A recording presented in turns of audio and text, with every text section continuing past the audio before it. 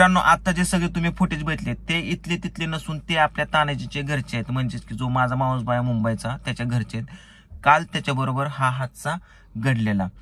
काल 4 वाजता अचानकच घरामध्ये बसलेले असताना स्लॅब त्याच्या डोक्यावरती पडला. नशीब त्याची मुलगी पिकू आणि वहिनीनं काय झालं नाही, थोडक्यात वाचले. तानाजीच्या डोक्यावरती स्लॅब पडला, खात तुटून तुम्ही जसं की फुटेजमध्ये बघितलं सगळंच त्याचा भागच तुटलेला आहे. त्याच्या डोक्याला एवढा मार लागला की त्याच्या डोक्याला टाके पडलेत, मोबाईलचा डिस्प्ले गेला, कॉम्प्युटरचा काहीतरी नुकसान झालं बरेच. मी त्याला सकाळी सहज फोन केला तर त्याने अशा अशा गोष्टी सांगितल्या आणि मी त्याच्याकडनं हे व्हिडिओ मागून घेतले आणि तुम्हाला या सगळ्या गोष्टी शेअर करतोय. तर आता जे आहे मी तानाजीला डायरेक्ट एक लाईव्ह फोन करतो. आणि अरे बाबा, हे अमिताभ बच्चन नाही रे करायचे बाबा, अरे नाही बाबा, ऐकावंच लागतंय अमिताभ बच्चनला, नाही तर त्याशिवाय पुढे ढकलीतच नाही कॉल. पहिलं ते कोणी ताप दिलता, पहिली एक कुठली तर रिंगटोन होती अशीच, म्हणजे डोकं खाऊन जायचे सगळे, झाले बंद. हॅलो तानाजी. हा हा, अरे फुटेज तू पाठवले होते ते मी पाहिले सगळे यार, खूपच डेंजर यार पडले यार ते. हा यार भरपूर, म्हणजे ते पूर्ण मधला भागच पडला असा डायरेक्ट, आणि जिथं फॅन जो आहे त्या फॅन पसलंच पडले. आणि तुम्ही म्हणजे रात्री हे सगळं झालं का दिवसा बसले होते तुम्ही का झोपीत झालं? नाही, काल हे झालंय किती वाजता, 4 वाजताच्या टायमिंगला झालंय काल दिवसा संध्याकाळच्या 4 वाजता दरम्यान. आवाज ब्रेक होतोय. म्हणलं दिवसा 4 वाजता संध्याकाळच्या दरम्यान, म्हणजे जागा असतानाच दरम्यान, बरोबर. आईच्या गावात, म्हणजे तुला मी लास्ट टाइम ज्यावेळेस मी तुझ्या जागरण गोंधळाला आलो होतो ना, मी त्यावेळेसच तुला बोललो होतो की तानाजी मला बिल्डिंगचा काय भरोसा वाटत नाही, सगळीकडे चिरा पडलेले आहेत आणि आपल्या रूम मध्ये सुद्धा वरती जे स्लॅब्स आहे ना सगळं ढिल्लं झालं होतं. आणि मी तुला बोललो होतो तानाजी हे कधी पण पडू शकतं, मला तिथं झोपायची पण भीती वाटत होते. नाही खरंच, आणि ते झालं तसंच. आणि परत मी रूम ओनरला पण सांगितलं होतं की बाबा हे बघ असं असं आहे तुझ्या रूमचा प्रॉब्लेम, तर येऊन काहीतरी काम तरी करून दे, किंवा नाहीतर आम्ही दुसरीकडे तरी बघू. नाहीतर अरे पण आता ती केवढ्यात पडलं असतं, त्या रूम ओनर गेला खड्ड्यात, डिपॉझिट गेलं खड्ड्यात, त्याला सांगून ऐकलं नाही. आणि मी पण तुला सांगितलं होतं रूम चेंज कर, तू पण ऐकलं नाही. आता ते केवढ्यात पडलं असतं बरं, समजा ते जास्तच पडलं असतं किंवा पिकूला काय झालं असतं तर मग ती काय त्याच्यात अर्थ यार. नाही पिकू एका मिनिटाच्या वर वाचली ती. मी काल ना 3:30 वाजता मी काम करत होतो कम्प्युटरवर, तर पिकू आहे ना मध्ये येत होते, तर मला डिस्टर्ब होत होतं काम करताना. आणि मग मी तनिषाला आवाज दिला, तिला म्हणलं पिकूला घेऊन जा म्हणलं इथून, मला काम करायचंय. तनिषा आली आणि पिकूला घेतलं आणि दरवाजा लावून घेतला.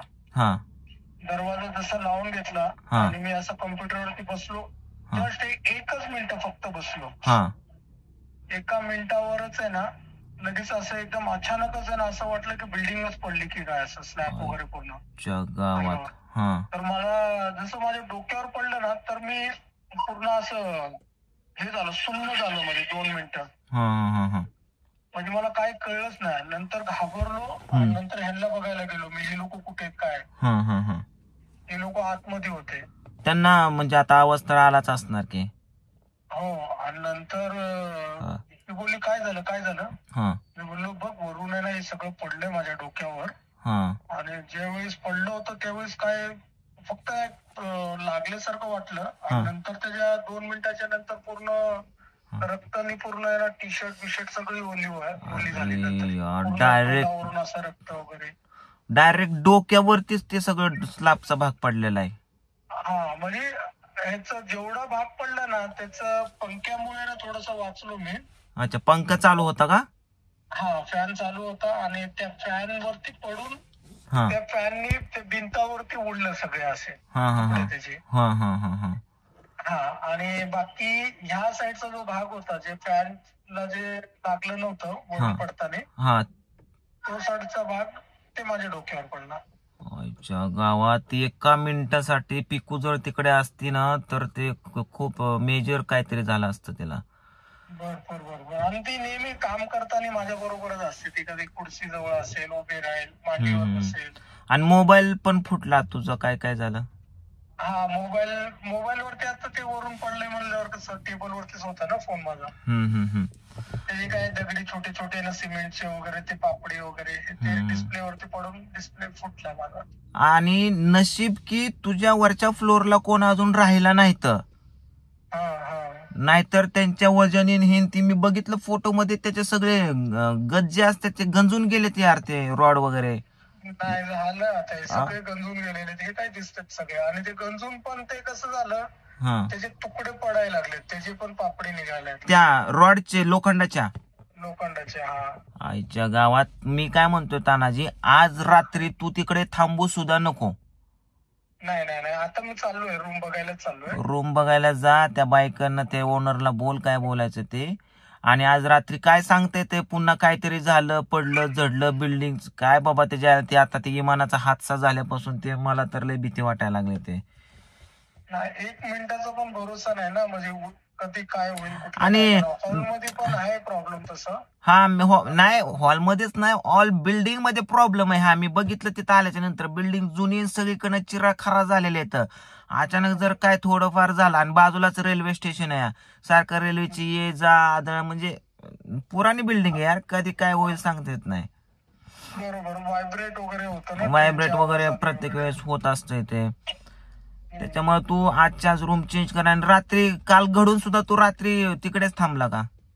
नाही, काल रात्री 12 वाजता आहे ना, ती रूम मालकीन आली होती. आम्ही कालच जाणार होतो बाहेर. हा. पण तिच्यामुळे आम्ही थांबलो होतो रात्री.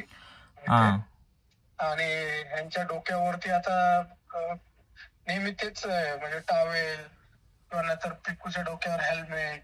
अच्छा, कधी पडेल काय सांगता येत नाही का? हा, म्हणजे असं भीती बसली ना आता, एकदम अचानक वाटलं नाही की हे पडेल म्हणून.